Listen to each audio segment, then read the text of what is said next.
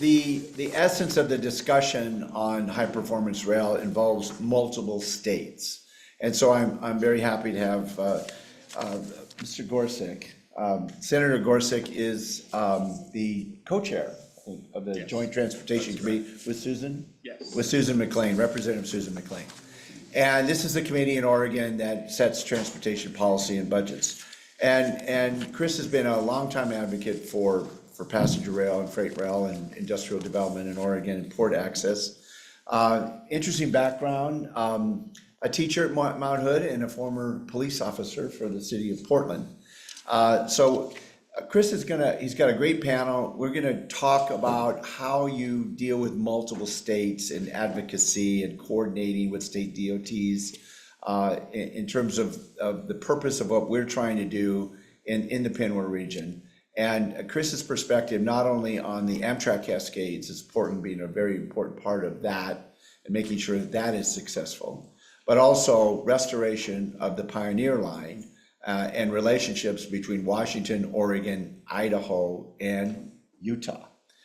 Utah will be represented by Mike here. So, Chris, I'm going to turn it over to you. Okay.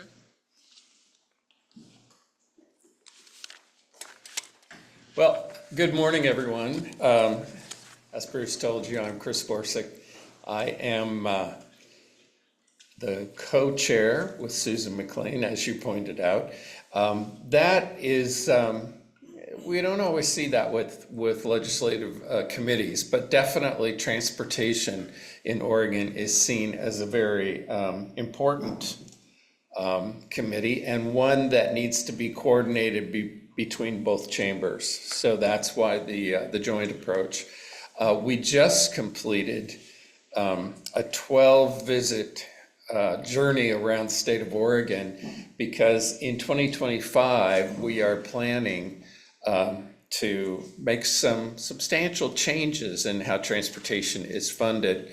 And what I've tried to do, by the way, Representative Kevin Mannix is on the Joint Transportation Committee, so it's good to see you, sir. What we're trying to do is come up with a new structure for how to move forward with transportation planning. And my job, as I see it, has been not only to go and listen to people around the state, because it's important for them to actually have us come to their communities rather than us expecting them to come always to the Capitol. But the other thing is, I have made sure that we have environmentalists, that we have rail advocates, that we have transit advocates, so that it isn't just a discussion about highways and freeways, which it can frequently, especially based on how our funding works in the state of Oregon. That's the primary money that the Oregon Department of Transportation gets. So it is an honor to be here. It's an honor also to be on the Transportation Committee. I spent 4 terms in the House. Those are 2-year terms. Sounds much more impressive than it really is. It's only 8 years. And then this is my first year. I'm running for re-election right now. This is my first year in the House, or in the Senate, and that's 4 terms. As Bruce said, I'm a longtime rail person. I grew up in the Woodstock neighborhood in Portland, Oregon, and you may remember I grew up, my grandmother actually had her house right by the Southern Pacific Railroad tracks. Does people remember SP? I mean, UP's fine, but you know, in my heart, SP is still there somewhere. So the thing that we're going to be talking about today are these issues between states. I think that if you look at Amtrak Cascades, which is a serious and important service, that the states of Oregon and Washington and also British Columbia have done a pretty good job of coordinating things. It's the other areas that we have some problems. And so I have been working a lot on trying to get the Pioneer returned to service. I'm very supportive of North Coast Hiawatha as well. And so I think a lot of times the issues for these other routes outside of Amtrak Cascades, a lot of it has to do with finance, obviously, but coordination between the states. Sorry. Coordination between the states is extremely important. And so we are going to be talking about that very thing. Our panel today has Dan Bucks from Big Sky. Also, we're going to have Mike Christensen from the Utah Rail Passenger Association, and Matt, it's Krabacher, isn't it? Krabacher, okay. Matt Krabacher, he's from Aorta. So, gentlemen, go ahead. Start us off, Dan. Good morning, can you hear me? Okay, great. And I think we're gonna have some slides here. We'll wait for them to get up. Thank you, Senator Gorsuch. I think you have hit the nail on the head in terms of how do you get everybody in on the action and still get action. Let's go to the next slide. I was asked to first talk about a brief history of the Big Sky Passenger Rail Authority. And that's easy because it is a brief history. It was formally created in November of 2020. And preceding that, what are the factors that led to the formation of this rail authority? Why did it succeed? Well, the first is this is an easy story to tell. Biggest factor initially was and it still is, the talent, enthusiasm, and determination of our founder and chairman, David Strohmeyer.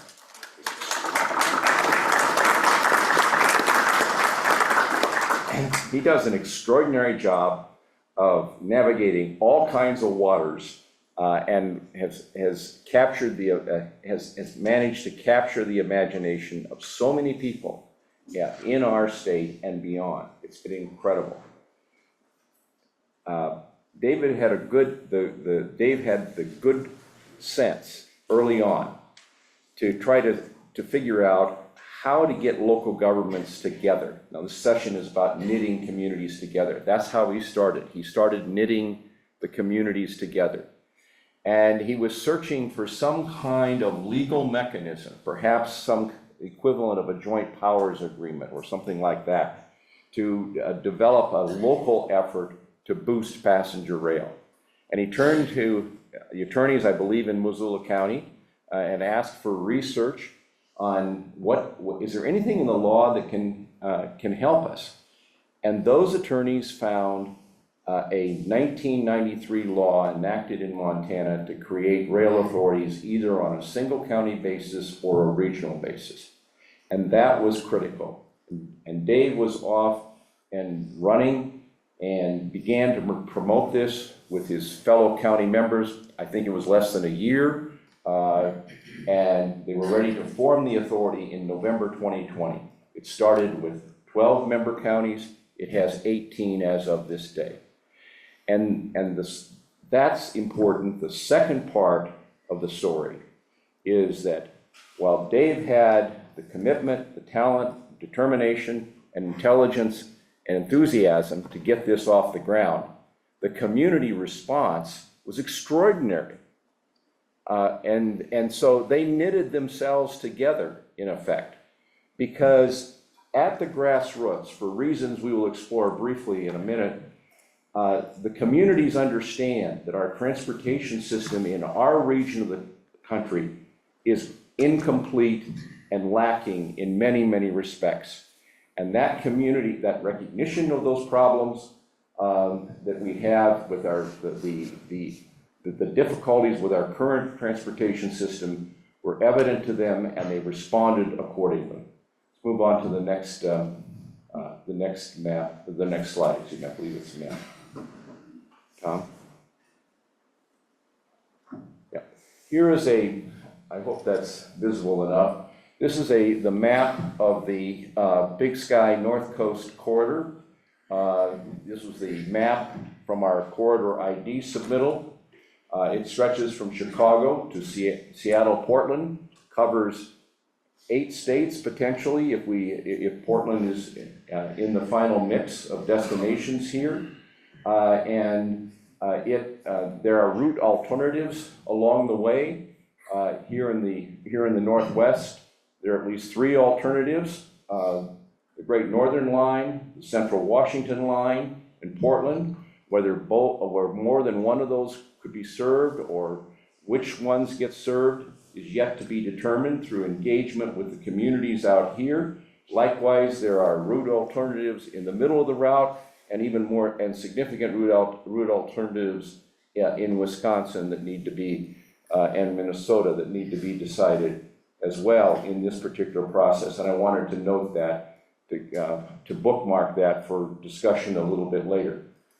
But one of the things that is, in terms of looking at this map, there are hundreds of small communities. There are 40 recognized Indian tribes that are within the service area, not on the route necessarily, but within the connecting service area of this particular route. Hundreds of small communities and 40 Native American tribes along this route. There are 19 metropolitan areas.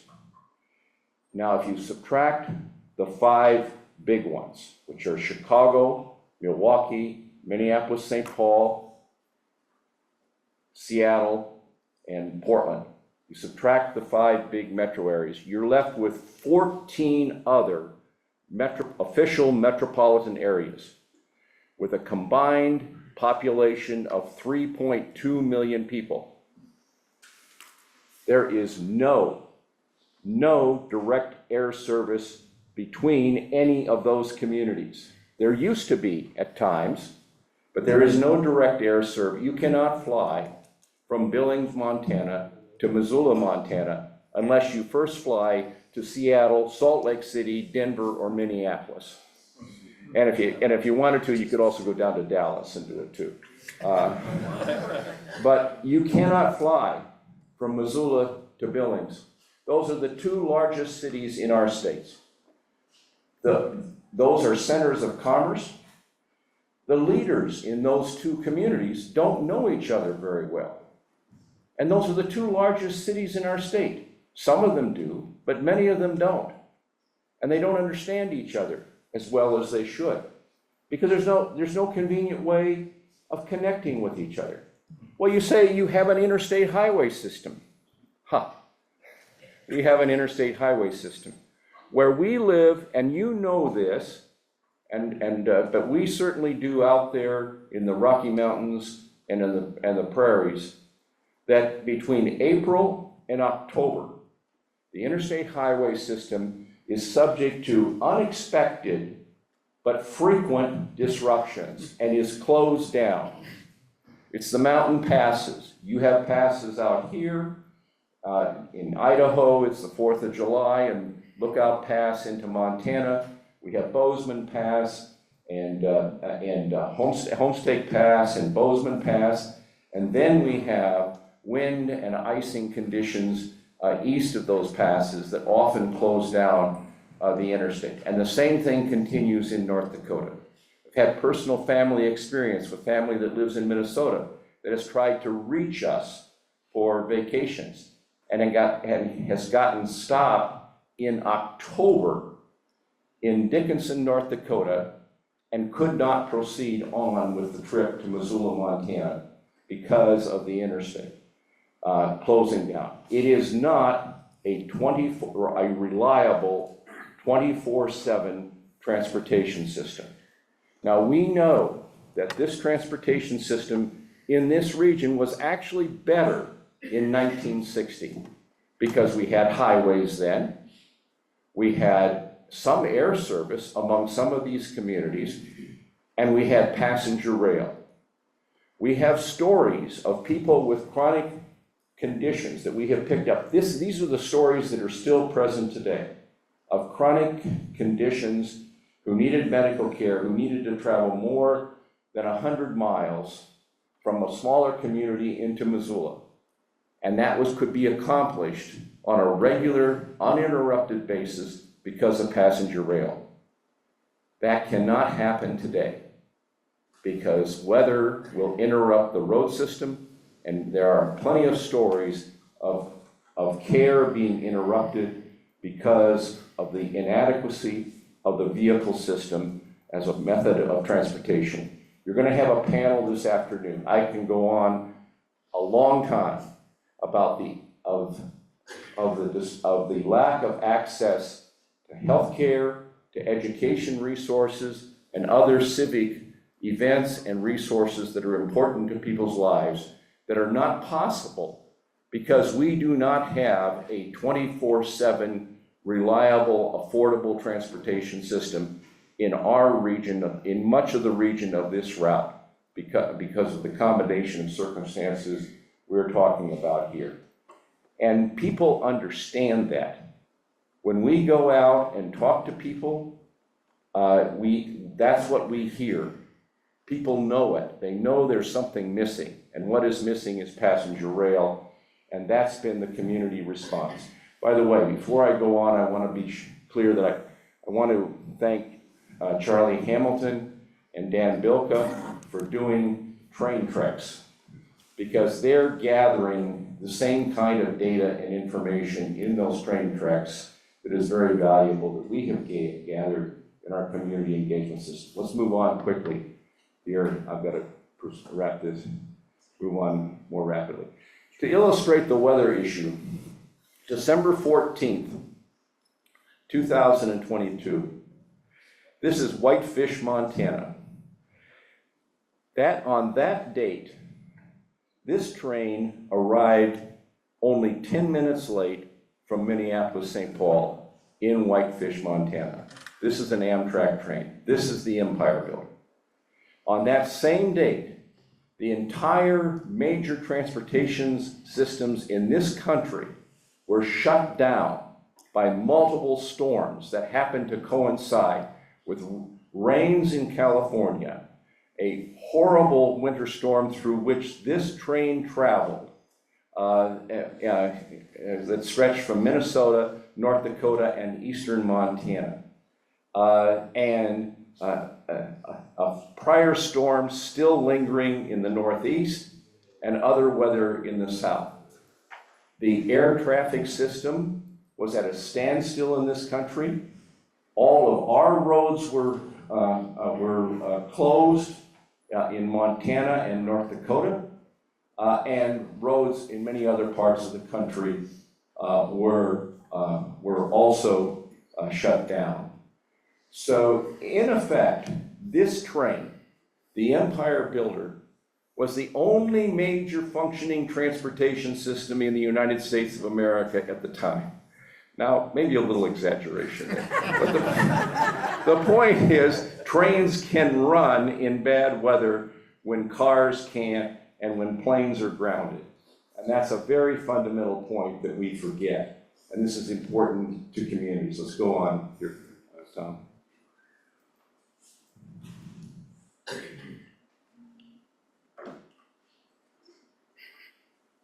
Okay, so with this in mind, what we're setting out to do, and you are setting out to do in your projects, is to revitalize communities. The interstate highway system devastated many rural communities. Trains can bring them back. And if I don't need to make this case, because John Robert Smith already did with Meridian, Mississippi, a town of 35,000 people, a metro area of 100,000.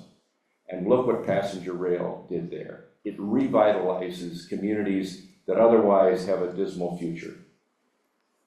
We will create sustainable economies. You've heard all through this session about greener technology, carbon emission reduction from the industry and from the public at this meeting.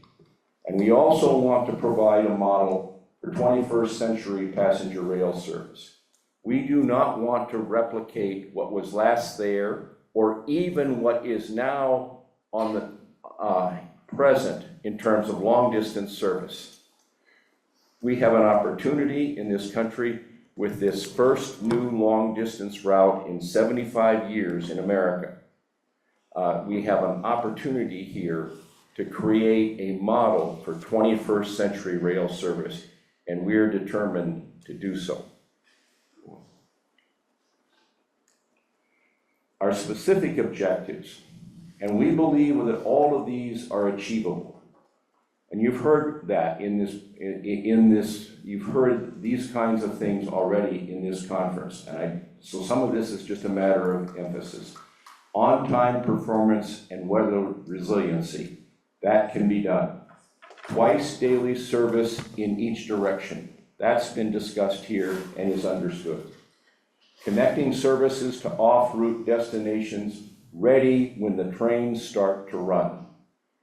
This is a part of knitting the communities together. When the long distance route begins to operate, we want connecting services to the rural areas, to the tribal communities, and destinations in place and operating at the time that the service begins. 21st century train sets with continuous Wi-Fi for work and leisure for maximum productivity while people are on the train. Small parcel delivery service, that's a subject that would be deserving of a panel itself, so I won't go into it. Green propulsion technology and service beginning in 2032. If it doesn't begin as soon as that or the early 2030s, nobody will take passenger rail service, long distance passenger rail service seriously. There was some unfortunate information at one time that came out of the long distance study talking about dates of 2040 and 2060. Nobody will believe in that. Nobody will invest in that. No community will begin to plan transit services to a connection that might happen in 2045. It's ridiculous. We can do it. Dave cited President Kennedy in September of 1962, and we did it in a little over 8 years, putting a man on the moon. This is doable. We can get it done. Next slide. And a cleaner and healthier environment, yeah. So to do this, how do we get the communities together? And we have created, and we've slowly began to grow it, a government partners program. And this year, we enhanced it by saying, we don't want you to just join with us and advocate for this. We want you instead to work with us in terms of getting ready for the passenger rail system. Start thinking about, if you want a train station, start working on it. We can't assure you you will have one, but start working on it. Do you have ideas for development around the station that fit with your urban renewal goals? Do you have, are there logical areas, destinations off the route that you will work with to create a connecting service? So we are working with communities in the program. Montana cities and towns have been a part of it. We have reached out into North Dakota, and in the coming week or so, we will be reaching out to cities and towns and counties and metropolitan planning organizations across the entire route with an invitation to join the program, to begin this process of working together, knitting together these communities to provide these services. And that will be an important announcement. We would ask the advocacy organizations to help us with that, to get these communities on board and actually using their governmental role, these cities, towns, and MPOs, in terms of beginning to prepare for making this passenger rail line a success. Let's move on quickly here. In the Corridor ID planning process, we will work, we will, in terms of the level of, the next level up of government, be inviting states to join an intergovernmental council and a parallel council for the sovereign Native American nations. Though they are sovereign nations, we will address them on a government-to-government basis and invite them to participate in their council for consultation, and we will be inviting the states and their relevant representatives to be on a council for the coordination along this route. One more slide. Okay, we need the federal government to support this. Some of this you have heard. We had an interstate highway system that succeeded because of guaranteed formula funding for highways. We don't need program boxes that once in a while announce grant programs. We need guaranteed formula funding, and we need the federal government to help us develop at the state level a revenue stream comparable to the taxes that support highways in the same time. And we also need long distance. This has kind of been shoehorned into the Fed-State Partnership Program to have its own recognition and status within the Surface Transportation Act. We urge that to provide the national framework where this can be successful. Okay, that's it. Thank you very much.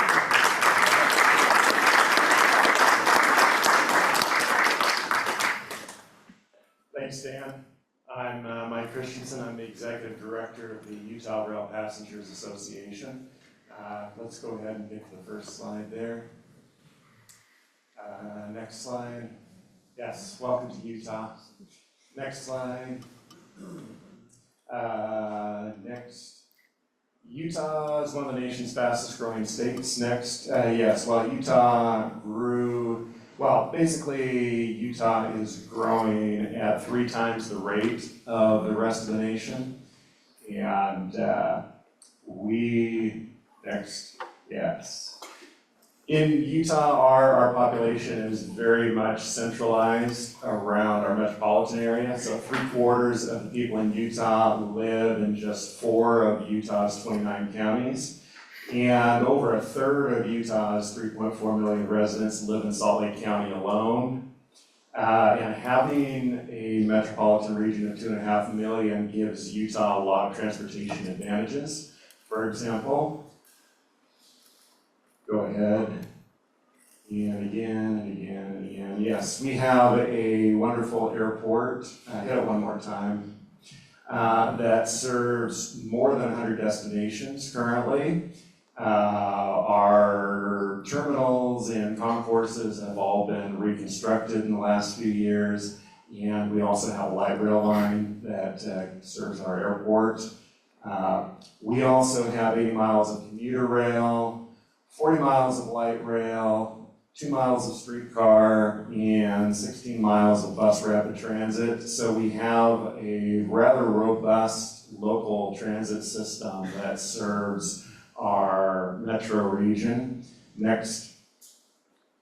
The problem, well, highways are ubiquitous in Utah by means of the Utah Department of Transportation. Our transit system is very constrained into various transit districts around our state, and it is highly siloed such that we have very few actual public transit connections that connect between our various transit districts.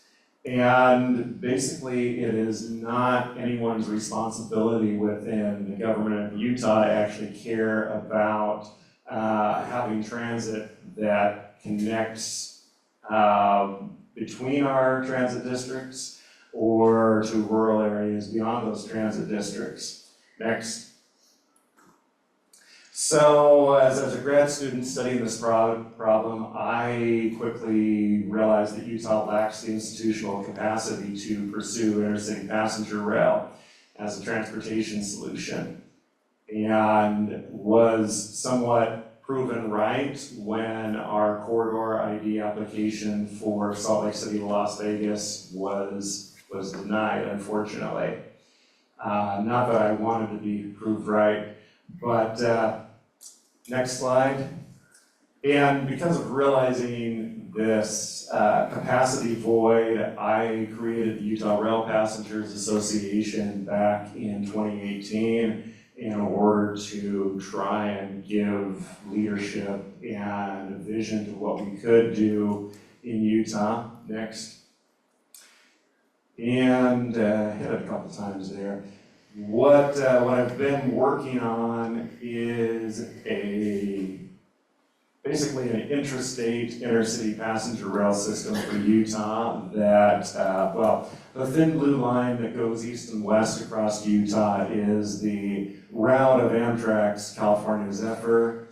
The gold highlighted portion between Ogden and Provo is Frontrunner, which is our commuter rail system that runs hourly service and half-hourly service during peak times. And the red lines are Amtrak state-supported services that I am proposing that would connect Salt Lake City north to Logan and southeast to Moab and Grand Junction and southwest to Cedar City. It would be conventional speeds at class 4 up to 79 miles per hour, but it could be upgraded in the future to support class 7 speeds up to 125 miles per hour. And the one dark blue line on there is the connection between Cedar City and St. George. Because Washington County, where St. George is located, which is one of the fastest growing communities in the nation, it's one of the most populated counties in the nation to lack any rail connection whatsoever. And there is, other than work that I've been looking at, there hasn't been any studies of how to actually add rail that would connect to St. George. But that's something we hope to be able to look at in the future. Next slide. We are also very supportive of other efforts throughout the region to expand intercity passenger rail into neighboring states. This is a slide from an Amtrak presentation from a couple summers ago, showing connections to Boise, Reno, Las Vegas, and Denver. And next slide. Also supportive of the corridor ID applications involving Utah for the portions of the Pioneer and the Desert Wind between Salt Lake City and Boise and Salt Lake City and Las Vegas. Next. And the Utah Rail Passengers Association also participated in the Amtrak, or the FRA's Amtrak Long Distance Service Study. And I am very happy with the results of the study, and I hope that we are able to push that forward. Next. I also have to make brief mention of Colorado, which has the Mustang intercity bus service, which is a very good model for how we can be developing intercity transportation. And I mentioned it partly, next slide. A couple months ago, I had some colleagues from Denver make a visit to Salt Lake City. One of them works for CDOT and said that CDOT's own travel demand model fails to predict the actual ridership of its own Mustang system. It only predicts a very small amount of people that would actually be riding the bus. And that same travel demand model fails to predict the actual intrastate ridership of Amtrak's California Zephyr within Colorado. So the people that are riding, for example, between Denver and Glenwood Springs and Grand Junction on Amtrak. So the conclusion that we can draw from that is many state DOTs do not have adequate tools for assessing demand for rural and intercity transit and will likely fail to recognize the need for it.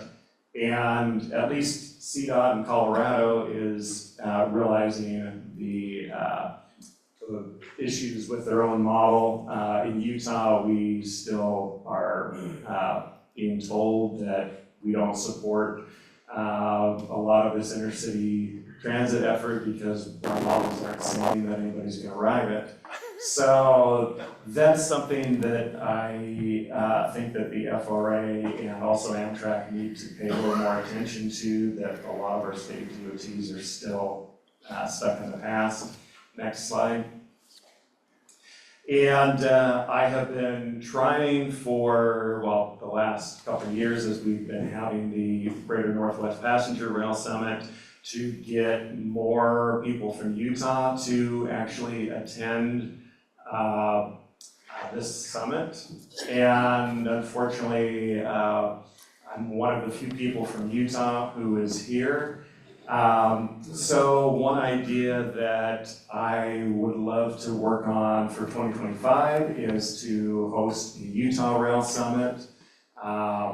Since we haven't been able to get people to come to the Greater Northwest Summit, we may as well just host one in Utah. So I am looking for partners to help sponsor and fund that effort. Let me know afterwards if you're interested in being a part of that. And we can help get some vision and solutions for the 3.4 million people that live in Utah. And yes, one final shot of California's effort in Utah. So we'll go ahead and pass this on.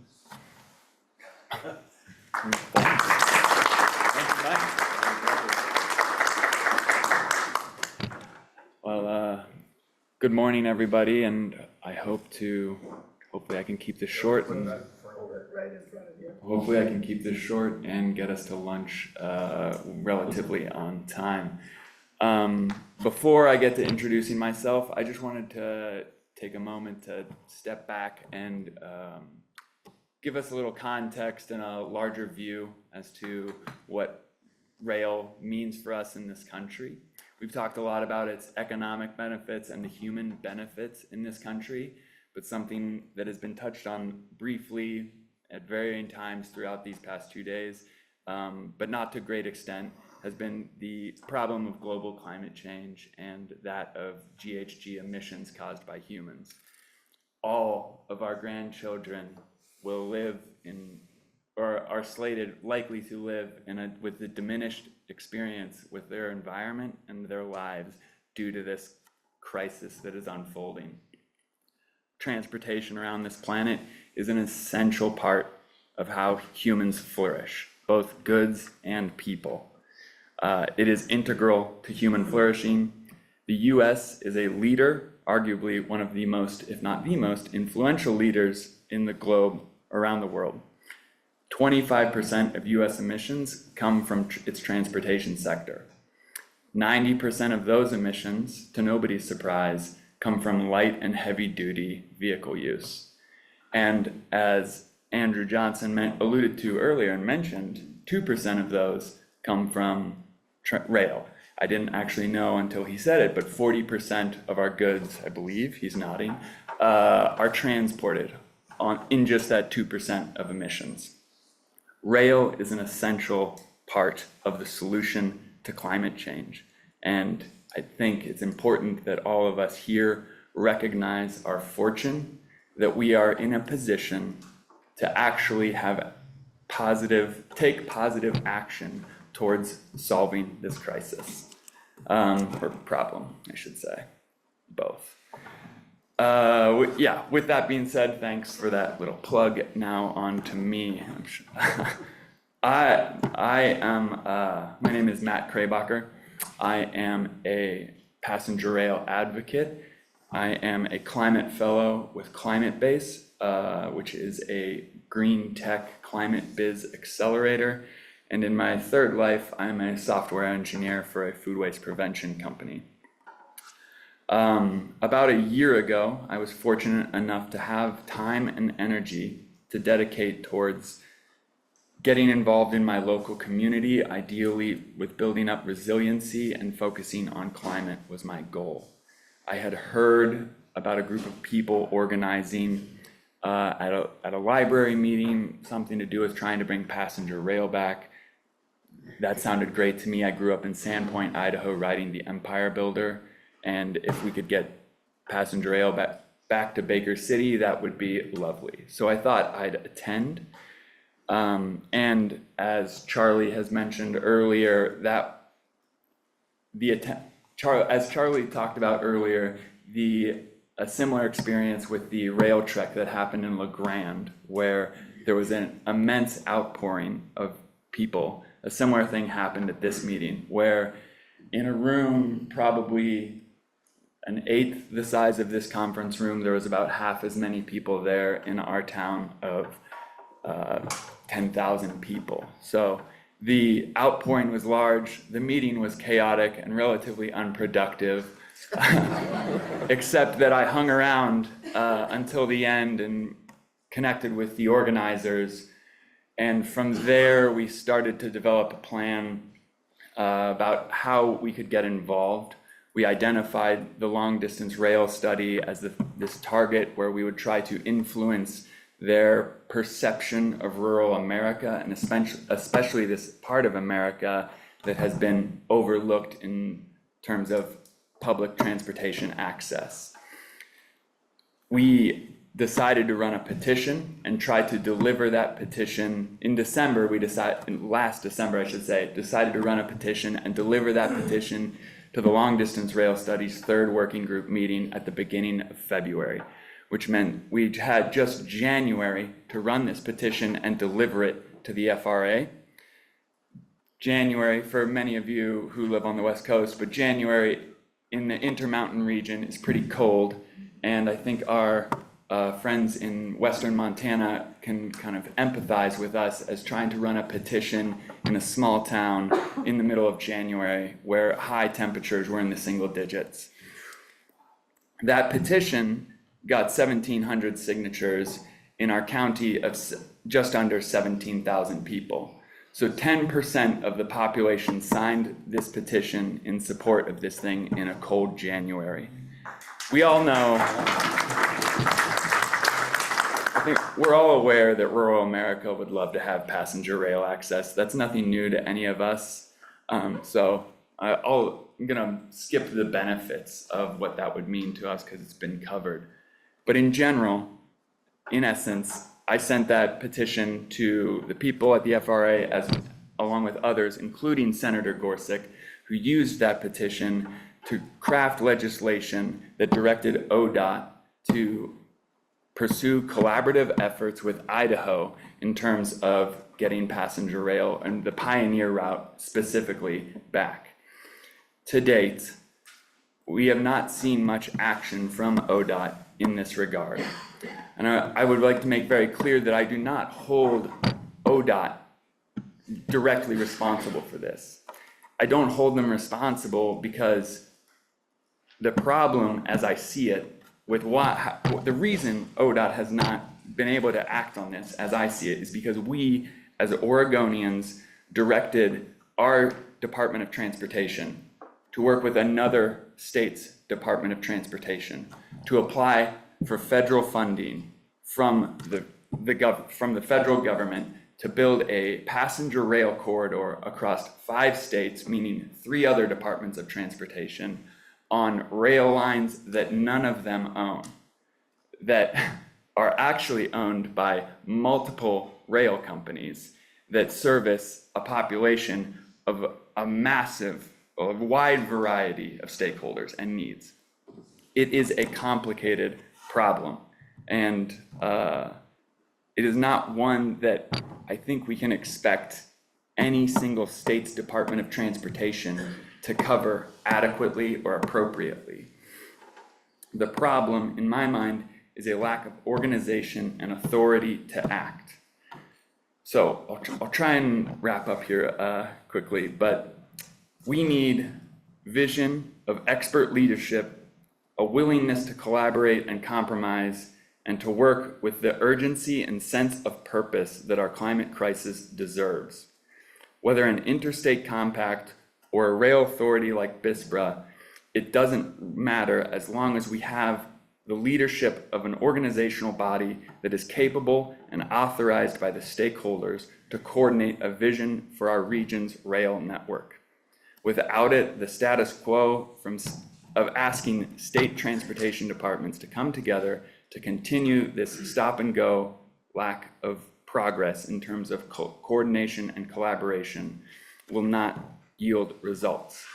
But with it, I can imagine double tracking improvements that are universal across a rail network, allowing for an increase in freight capacity and easier slipstreaming of passenger rail within that network.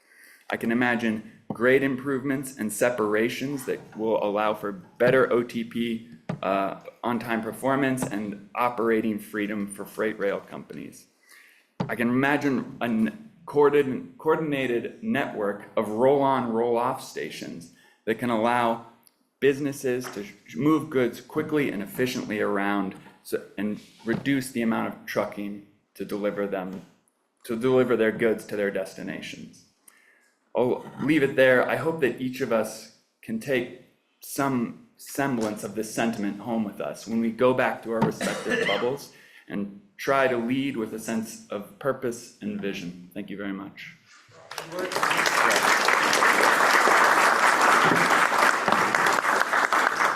The one thing I'd like to add, if you were to take Dan's description of things and transplant it to Northeast Oregon, you're looking at the same problem. Isolated communities, lots of challenges especially during the summer. Although this past summer, during the winter, this past summer, we had wildfires that we also had to contend with, and I-84 periodically was closed down. So it is definitely the sort of thing that I think all across the West, we have these challenges. As for the Pioneer, we're going to keep working on that. And I have probably naive, but high hopes that we're going to be able to get a good result. But this idea of interstate compacts working together, I think, is something that we really have to foster. So thank you very much. And oh, okay. Yes, go ahead, Mr. Rob. No, we gotta get it. Oh, that's right. It's currently off, by the way. I'm Dave Rowe. Seen more of these conductor hats. I'm from Portland. This is the Braille magazine. It was written in 1915, and at that time, Portland was 12,000 people. But in this magazine, it said 4 million people rode rail in 1 year, 1915. 4 million. So what I'm advocating now is that ODOT and WashDOT is making a highway bridge across the Columbia. Going to spend $7 billion for that bridge to go 4,000 feet across the Columbia River. I'm bad at public debating. So, with that $7 billion, they're expanding highways. And with that, I'm wondering, could FRA take some of that $5 billion and put it in the rail across the Columbia River in Vancouver? There's a short line called Chilliwack Railroad, and it goes up through the center of Clark County, and it's owned by Clark County.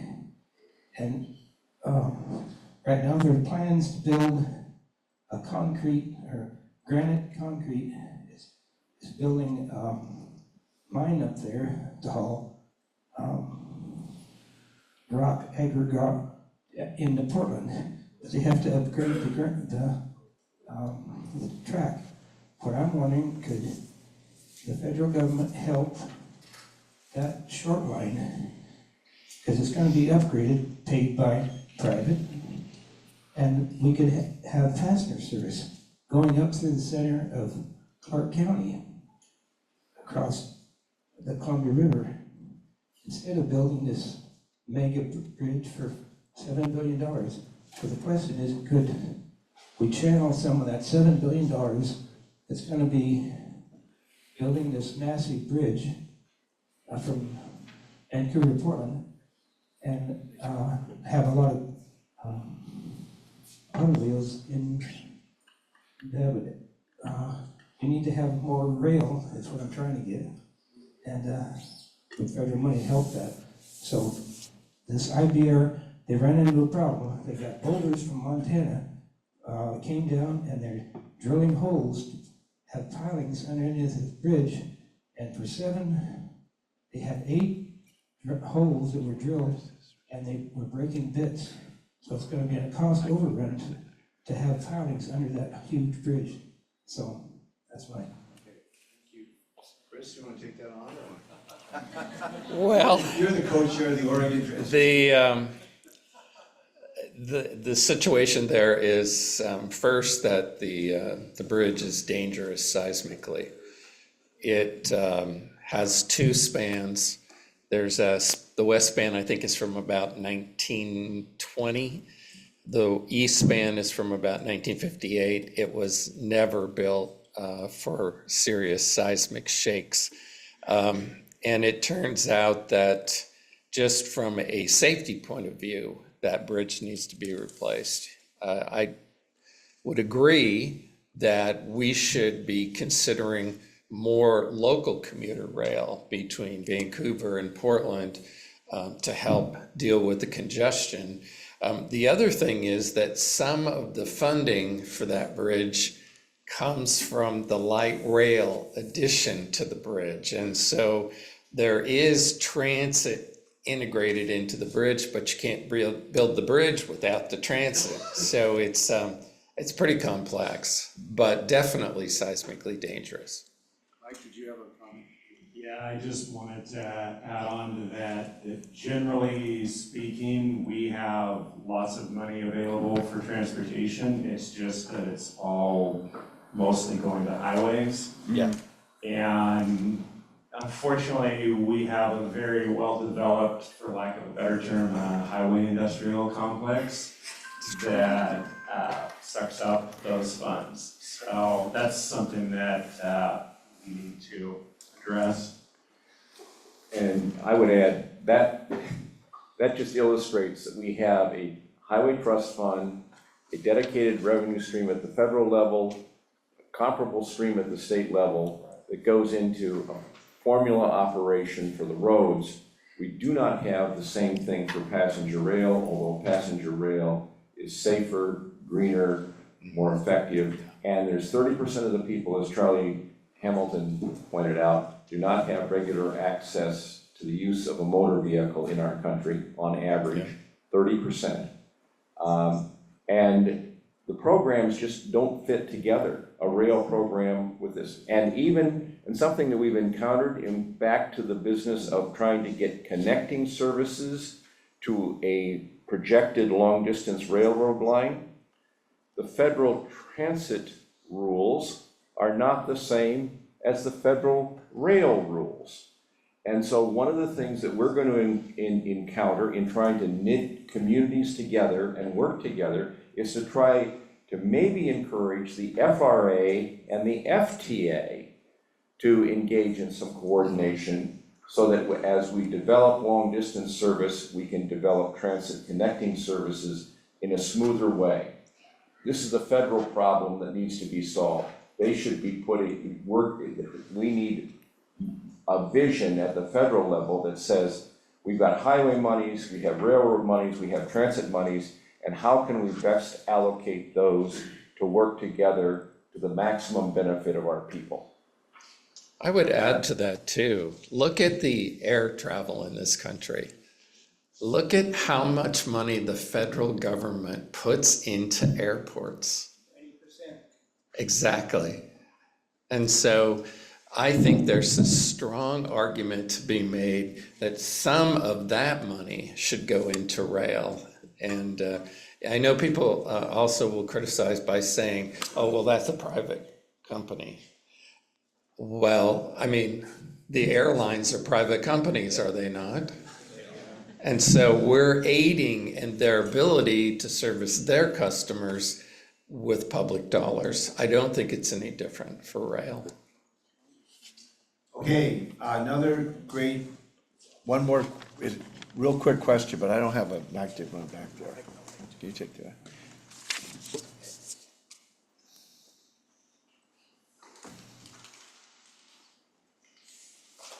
Ben just kind of alluded to what I was just gonna make a quick comment on, is that not only do you need to weave together FTA and the Transit Authority, but you also need to weave in the Department of the Interior and the Bureau of Indian Affairs at the federal level, above the tribes, because once you have them all on the same playing board, and you have all the tribes on the same playing board, then when you work and integrate the tribes, as Dad and I had a long conversation last night, that there was that agreement between the 40 different tribes along the Hiawatha, between them and the federal government, the US government, predating privatization of rail. And so those agreements still hold true because a lot of those tribes had treaties. Breach of treaty agreement means a huge amount of litigation. It is in the best interest of the federal government to solve this problem, work with the tribes, work with the rail to integrate more passenger rail service and freight rail service than to go to court, because it'll cost them a whole lot of money for 40 different tribes.